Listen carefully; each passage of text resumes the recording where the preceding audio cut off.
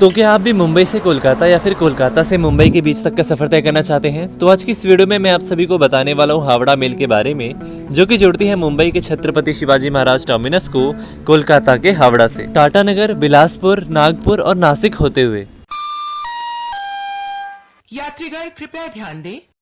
तो नमस्कार दोस्तों, मेरा नाम है दीपक और आप देख रहे हैं ट्रेन समरी। आज की इस वीडियो में हम जानने वाले हैं हावड़ा मेल के बारे में, जो कि जोड़ती है मुंबई के छत्रपति शिवाजी महाराज टर्मिनस को कोलकाता के हावड़ा जंक्शन से। इस ट्रेन की बेसिक डिटेल्स कुछ इस प्रकार है। जब ये ट्रेन छत्रपति शिवाजी महाराज टर्मिनस से हावड़ा के लिए चलती है तो इस ट्रेन का नंबर होता है 12809, और जब ये ट्रेन हावड़ा से छत्रपति शिवाजी महाराज टर्मिनस के लिए चलती है इस ट्रेन का नंबर होता है 12810। ये ट्रेन मुंबई के छत्रपति शिवाजी महाराज टर्मिनस को हावड़ा से जोड़ने के लिए कम से कम लेती है एक दिन 8 घंटे और 55 मिनट, यानी कि 32 घंटे और 55 मिनट। यानी कि इस ट्रेन की एवरेज स्पीड है 60 किलोमीटर पर आवर और इस ट्रेन की मैक्सिमम स्पीड है 130 किलोमीटर पर आवर। ये ट्रेन कवर करती है 1963 किलोमीटर की दूरी को, और साथ ही साथ ये ट्रेन हफ्ते में 7 दिन चलती है। तो आपको इस बात की टेंशन नहीं रहेगी कि आज ये ट्रेन चल रही है या फिर नहीं। और आपको जान के हैरानी होगी कि ये ट्रेन 25 सितंबर 1893 में लॉन्च की गई थी, यानी कि ये ट्रेन बहुत ही पुराने समय से अपनी सर्विस दे रही है। अब हम एक नजर डाल लेते हैं हावड़ा मेल के कोच पोजीशंस के ऊपर, जिससे आपको कोच पोजीशन ढूंढने में दिक्कत का सामना ना करना पड़े। तो सबसे पहले हम बात कर लेते हैं ट्रेन नंबर 12809, जो कि चलती है छत्रपति शिवाजी महाराज टर्मिनस से हावड़ा के लिए। तो इस ट्रेन के कोच पोजीशंस कुछ इस प्रकार है। सबसे पहले इसमें होता है एक SLR, यानी कि सबसे आगे इसमें एक SLR होता है, सीटिंग एंड लगेज। उसके बाद इस ट्रेन में 2 जर्नल के कोचेस होते हैं। उसके बाद इस ट्रेन में 7 स्लीपर के कोचेस होते हैं, कुछ इस ऑर्डर में S7, S6, S5, S4, S3, S2 and S1। उसके बाद इस ट्रेन में पेंट्री कार होती है, यानी कि इस ट्रेन में आपके लिए खाने पीने की व्यवस्था हो सकती है। उसके बाद M2 होता है, थर्ड AC इकोनॉमी कोच। उसके बाद M1 होता है, थर्ड AC इकोनॉमी कोच का ही मतलब दूसरा कोच।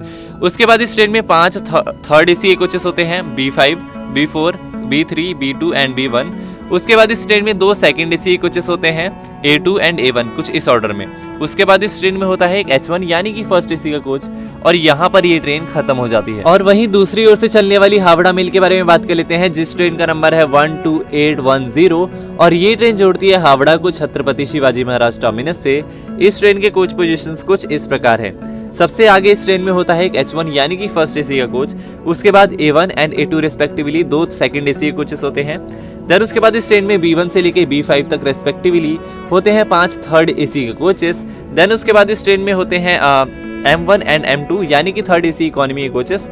उसके बाद इस ट्रेन में होता है एक पेंट्री कार, यानी कि PC। इस ट्रेन में आपके लिए खाने पीने की व्यवस्था हो सकती है। उसके बाद S1, S2, S3, S4, S5, S6, S7 इस ऑर्डर में होते हैं स्लीपर के 7 कोचेस। देन उसके बाद 2 जनरल के कोचेस होते हैं, जो कि रिजर्व नहीं होते हैं। उसके बाद इसमें लास्ट में होता है एक SLR, यानी कि सिटिंग एंड लगेज, और यहाँ पर ये ट्रेन खत्म हो जाती है। तो चलिए अब हम एक नज़र डाल लेते हैं हावड़ा मेल के टाइम टेबल के ऊपर कि ये ट्रेन किस समय पर कितने बजे रुकती है। तो मैं आप सभी को पहले बता देता हूँ कि इस ट्रेन के बहुत सारे स्टॉपेज हैं। एक साइड से इस ट्रेन के 40 स्टॉपेजेस हैं और दूसरी साइड से 42, जो कि बहुत ही ज़्यादा मुश्किल है बता पाना। इसीलिए मैं आप सभी को कुछ बड़े बड़े स्टेशनों का नाम बता दूंगा, जो कि आप सभी के लिए ठीक ठाक रह सकते हैं। तो चलिए सबसे पहले हम देख लेते हैं ट्रेन नंबर 12809। मैं आप सभी को पहले कह देता हूँ, बाकी मैं आप सभी को स्क्रीन पे डिस्प्ले कर दूंगा। सब जगह का टाइम टेबल आपको अपनी स्क्रीन पे दिख जाएगा। सबसे पहले हम उस ट्रेन की बात करेंगे जो ट्रेन छत्रपति शिवाजी महाराज टर्मिनस से चल के हावड़ा के लिए जाती है, यानी कि 12809। ये ट्रेन निकल जाती है छत्रपति शिवाजी महाराज टर्मिनस से रात के 21:10 पर प्लेटफॉर्म नंबर 15 से।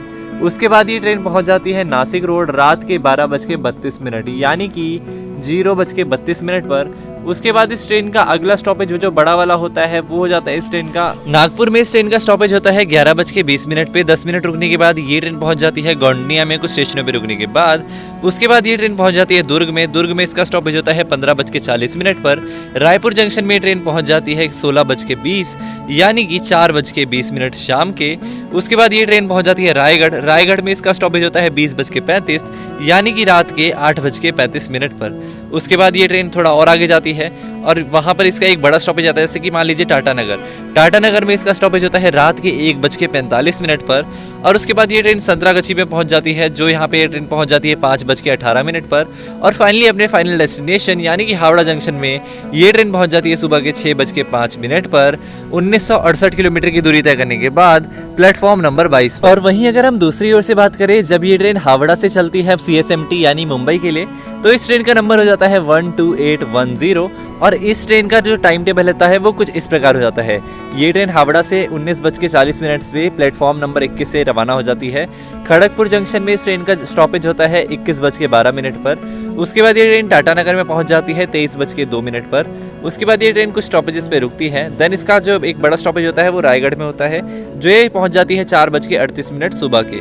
उसके बाद ये ट्रेन बिलासपुर में पहुंच जाती है। बिलासपुर जंक्शन में ये ट्रेन पहुंच जाती है 6:55 पर। और यहाँ पे 15 मिनट रुकने के बाद ये ट्रेन पहुंच जाती है रायपुर में। रायपुर में इसका स्टॉपेज होता है 8:45 पर। दुर्ग में इसका स्टॉपेज होता है 9:40 पर। देन उसके बाद ये ट्रेन थोड़ा और रुकती है, काफ़ी स्टॉपेजेस पे रुकती है। देन ये ट्रेन पहुंच जाती है नागपुर में। नागपुर में इसका स्टॉपेज होता है 13:55 पर, जो कि ये 5 मिनट रुकने के बाद वहां से रवाना हो जाती है। उसके बाद ये ट्रेन पहुंच जाती है अलोका जंक्शन में, जो ये पहुंच जाती है 18:30 पे, यानी कि शाम के 6:30 पे। देन उसके बाद ये ट्रेन थोड़ा और बीच के स्टॉपेजेस पे रुकती है। उसके बाद ये ट्रेन पहुंच जाती है जलगांव में। जलगांव जंक्शन में इसका स्टॉपेज होता है रात के 9:18 यानी कि 21:18 पर। नासिक रोड पे इसका स्टॉपेज होता है 0:25 यानी कि रात के 12:25 पर। और देन फाइनली काफ़ी सारे स्टॉपेजेस पे रुकने के बाद ये ट्रेन पहुंच जाती है छत्रपति शिवाजी महाराज टर्मिनस को 4:25 पर प्लेटफॉर्म नंबर 15 पे 1963 किलोमीटर की दूरी तय करने के बाद। और यदि अब हम एक नज़र डालें कि हावड़ा मेल में कितना किराया लगता है CSMT मुंबई से हावड़ा के बीच, या फिर हावड़ा से CSMT मुंबई तक, तो इन सारे साइट्स के किराए आप अपनी मोबाइल स्क्रीन पर देख सकते हो। चाहे वो फर्स्ट AC कोच हो, सेकंड AC कोच हो, थर्ड AC कोच हो, third AC economy, sleeper coach और जनरल कोचेस के फेयर्स आप अपने मोबाइल स्क्रीन पर देख सकते हो। और यदि आप इस ट्रेन में reservation quotas for senior citizen या फिर लेडीज ढूंढ रहे हो, तो मैं आप सभी को बताना चाहूँगा कि इस ट्रेन में रिजर्वेशन कोटा मिल पाना बहुत ही ज़्यादा आसान है और आप सभी काफ़ी इजीली उसे क्लेम भी कर सकते हो। मैं अगर आप सभी को बताऊं, अगर आपको CSMT से हावड़ा के लिए जाना है तो मैं आप सभी को बताना चाहूँगा कि उसमें आप सभी को और भी ज़्यादा आसानी होगी। अगर आपको सीनियर कोटा चाहिए, वो आप सभी को लगभग 1 हफ्ते के अंदर मिलना शुरू हो जाता है CSMT से हावड़ा तक। और उसी के साथ अगर आपको लेडीज़ टिकट चाहिए, तो लेडीज़ टिकट का अगर मैं आप सभी को एवरेज बताऊँ हावड़ा मतलब CSMT से हावड़ा के लिए, तो उसके लिए आप आई थिंक आप सभी को 2 हफ्ते का वेट करना पड़ सकता है। 2 हफ्ते के बाद आई थिंक आप सभी को इजीली अवेलेबल हो जाता है। पर अगर बात की जाए हावड़ा से CSMT के लिए, यानी कि कोलकाता से अगर आप मुंबई आओगे, तो उसमें आप सभी को थोड़ी दिक्कत का सामना करना पड़ सकता है।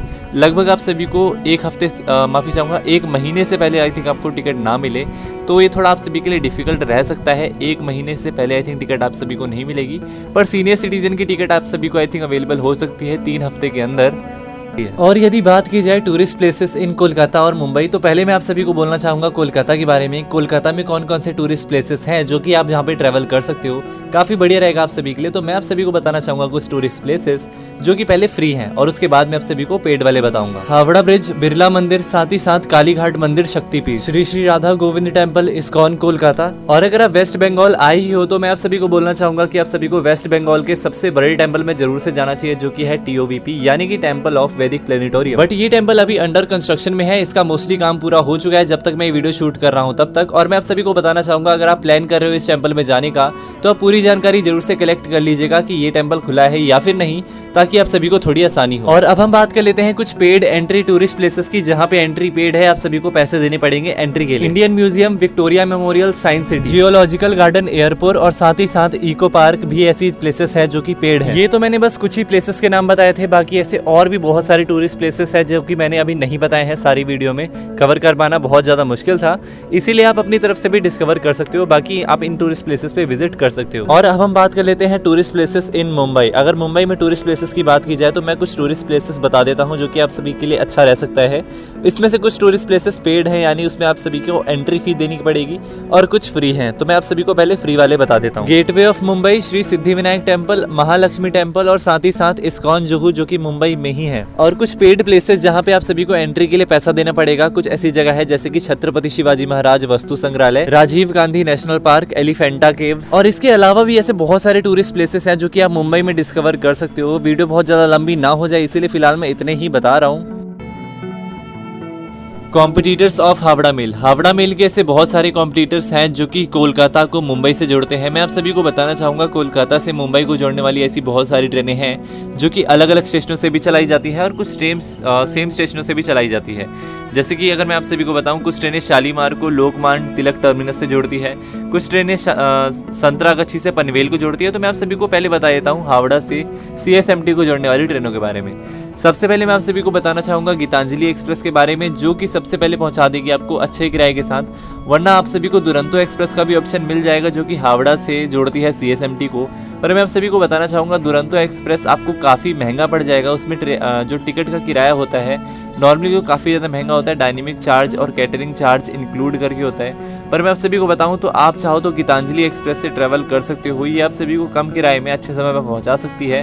पर मैं आप सभी को कहूँगा अगर आप इस ट्रेन से ट्रैवल करने की सोच रहे हो गीतांजलि एक्सप्रेस से, तो आप उसमें उसके पहले लोकेशन ट्रैक कर लीजिएगा। कुछ दिन पहले 1 हफ्ते तक का लोकेशन ट्रैक कर लीजिएगा कि ये ट्रेन सही समय पर चल रही है या फिर नहीं।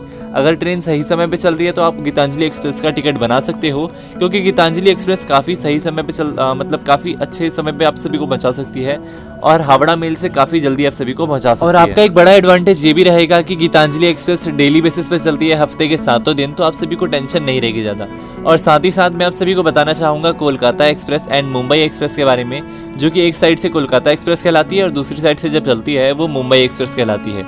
तो मैं आप सभी को बताना चाहूँगा ये ट्रेन वैसे काफ़ी लंबे रूट से चलती है, ये लगभग 200 किलोमीटर ज़्यादा खींच देगी आपको।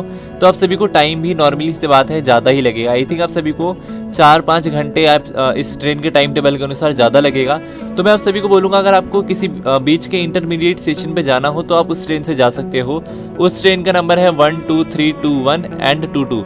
और इस ट्रेन गीतांजलि एक्सप्रेस का अगर आप सभी को मैं नंबर बताऊं तो 12860 एंड 59 है लास्ट में। तो इस तरह के कुछ ट्रेन नंबर है और हावड़ा दुरंतो को भी आप चेक कर सकते हो। पर मैं आप सभी को मेनली बोलूँगा कि अगर आपको ट्रैवल करना हो तो गीतांजलि एक्सप्रेस का प्रीवियस कुछ हफ्ते का लोकेशन स्टेटस और टाइम पे पहुंचने की एबिलिटी को देख के आप उसमें टिकट अवेलेबिलिटी देख सकते हो और उसमें टिकट बना सकते हो। समरसता एक्सप्रेस, जानेश्वरी एक्सप्रेस और साथ ही साथ शालीमार एक्सप्रेस भी आप सभी के लिए कुछ ऐसी ट्रेनें रह सकती है जिससे आप कोलकाता और मुंबई के बीच ट्रैवल कर सकते हो, पर दूसरे स्टेशन से, जैसे कि शालीमार और लोकमान्य तिलक टर्मिनस, जिसमें से बस शालीमार और मुंबई LTT एक्सप्रेस ही डेली बेसिस पे चलती है।